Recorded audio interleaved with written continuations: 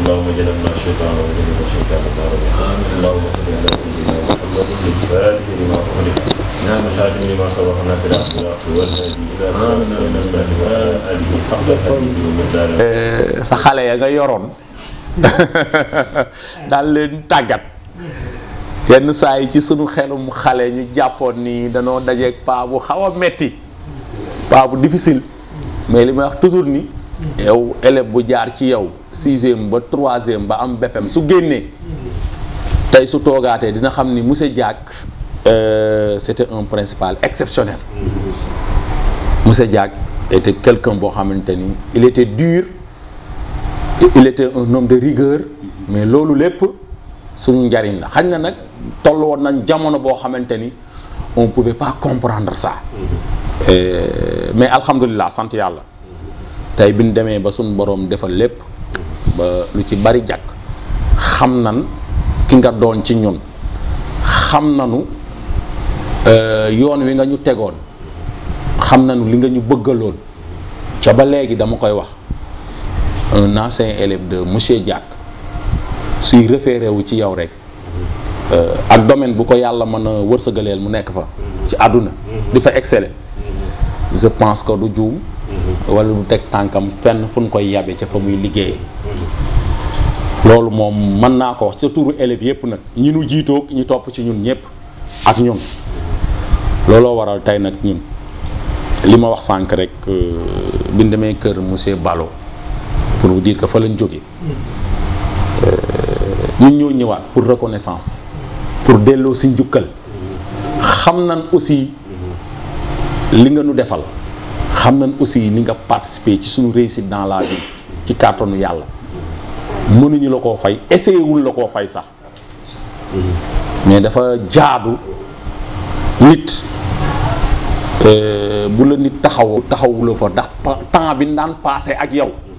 passé wuñ ko ak suñuy waajur 8 heures lañ daan jóge kër ga ñibbi midi 15 heures on revient on quitte à 19 heures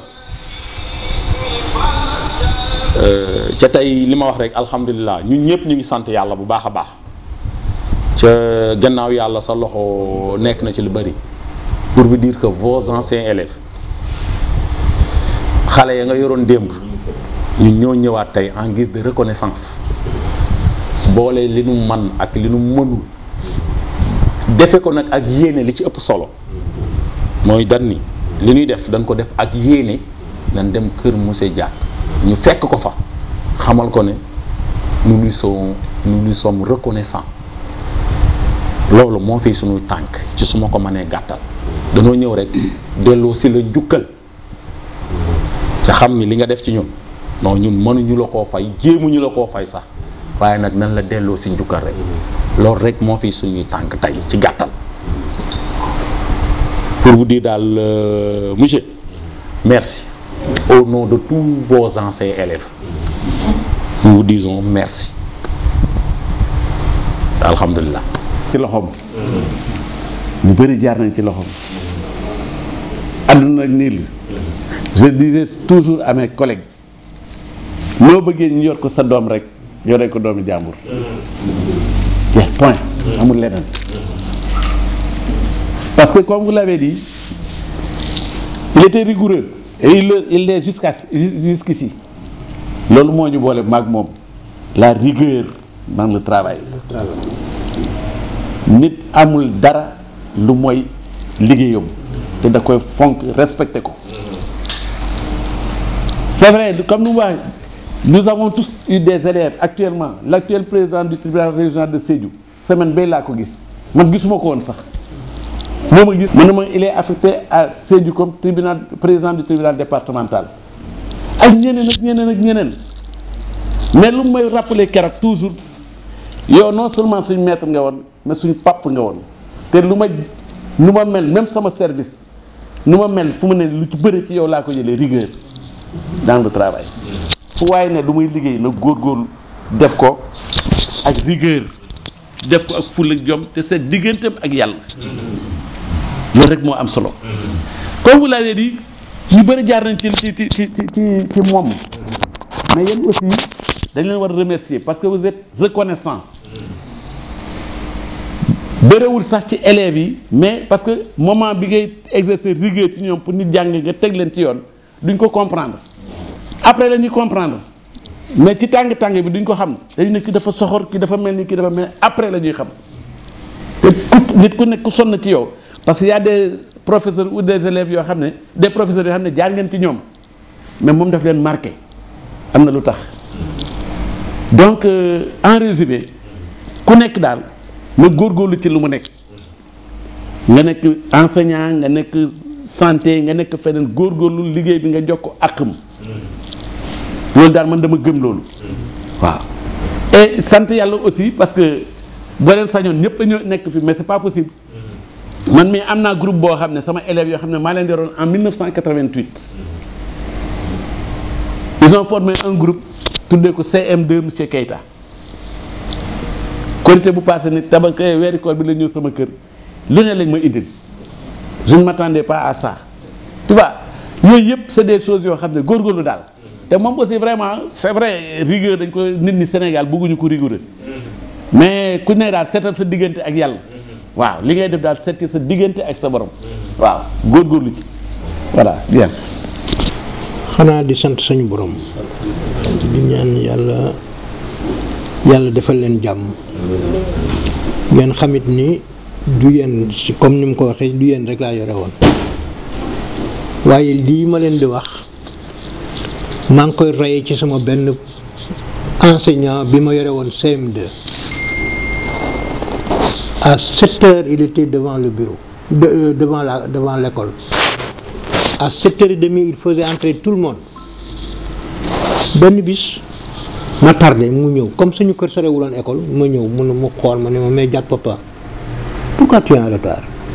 ma wokk dox gi dal di monsieur c'est-à-dire mu xool ma bàyyi ak mu ne mais toi viens ma ñëw mu ne ma tu n'as pas mangé ce matin ma ne ko way monsieur mu dal ni quels sont ceux qui n'ont pas mangé ce matin loxo yi jàll di jóg mu wàññi ñun ñëpp ku nekk il t'a offert une demi-miche de pain mu ne à partir de maintenant si vous venez sans manger il faut le signaler je vous donne et il le sortait de sa poche il s'appelait Déthié Diop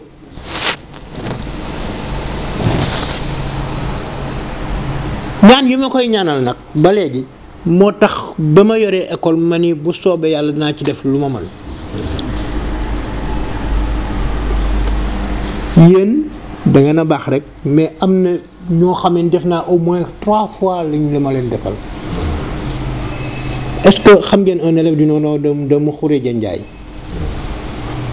moo leen mag man maa ko fayal opération maa ko yóbbu à l'hôpital fayal ko opération ba mu wér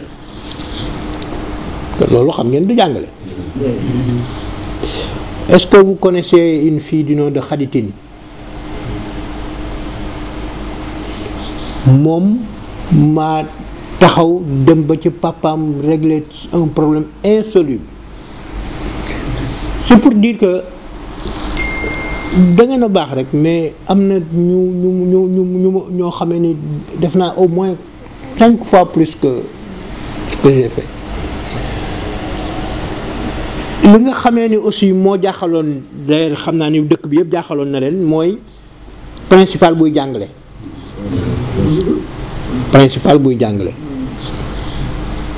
bon dans les textes administratifs le principal est le premier suppléant en sorte que soo yoree professeur dans ta discipline moi je faisais mathématiques imaginez un peu que ma yoree assez de professeurs en mathématiques bañ a jàngale 1 an 2 ans 3 ans da ngay daal di fàtte boo am na professeurs yoo xam ne am na principaux yoo xam ne dugal leen classe ak ku leen rey la ñeewal bon ma sa fekkee aussi benn réunion bu doy waar ñuy inspecteur di sëppee benn professeur mu ni patt rek comme loolu man xam naa ni mënuma ko supporter bu école ubbee ma jël sama ñaari classe donc man kenn du am dara lu ma wax man daanañ dem réunion ba ñu pare Diack de moom du wax dara Diack du wax dara mais qu'on lui fiche la paix c'est ce que je disais aux inspecteurs Diack waxul dara mais foutez-lui la paix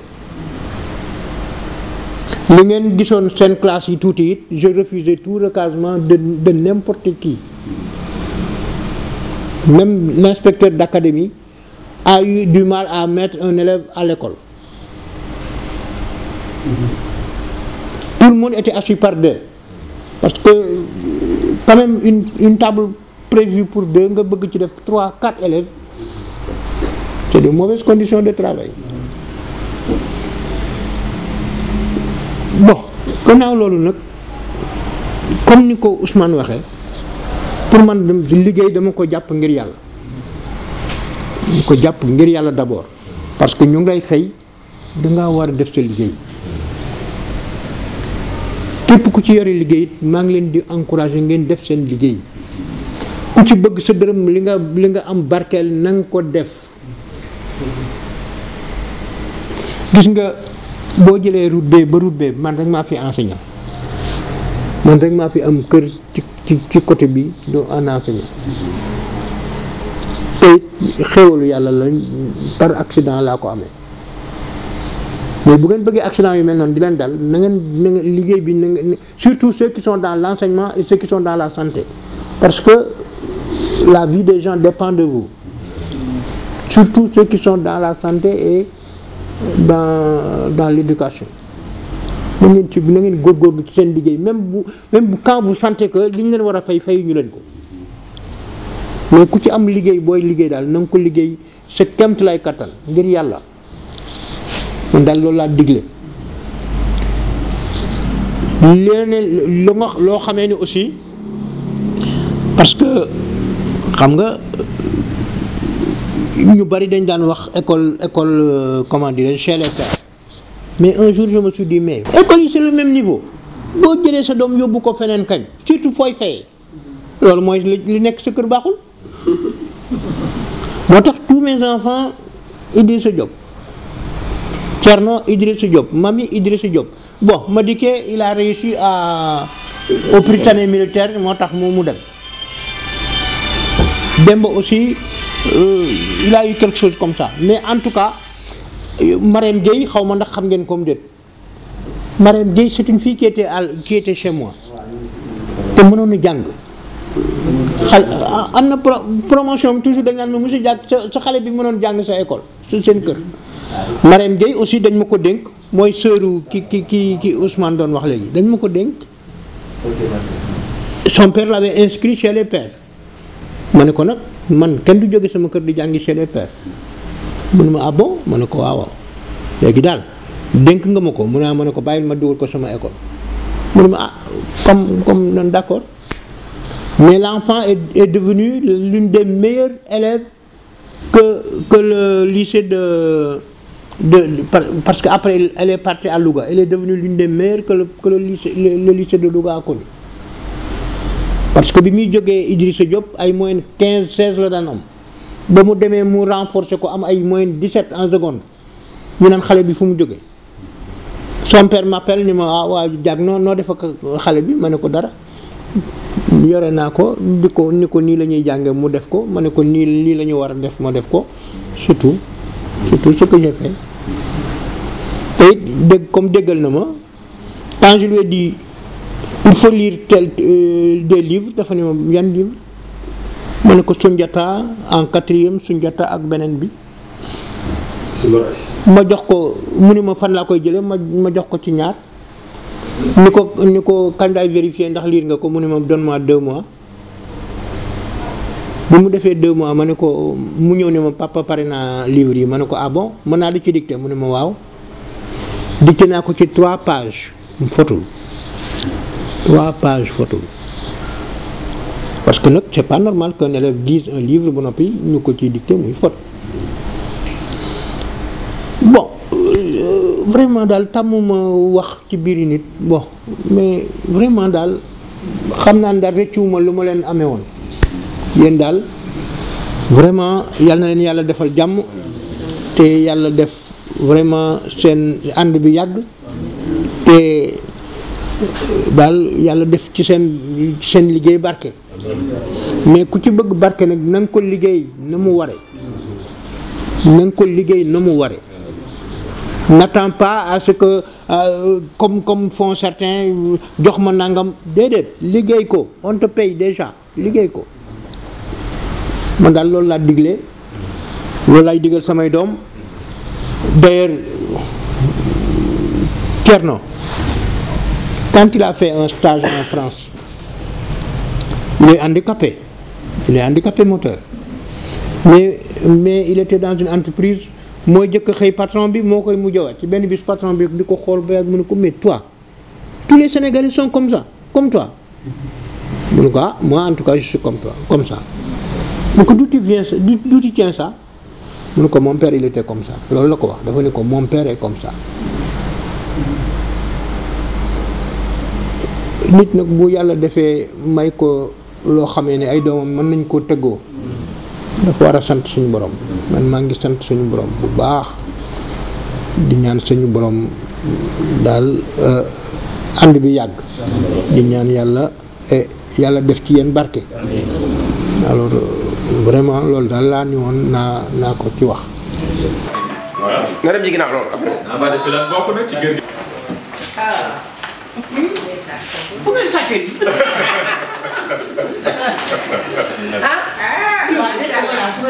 dindi affaire bi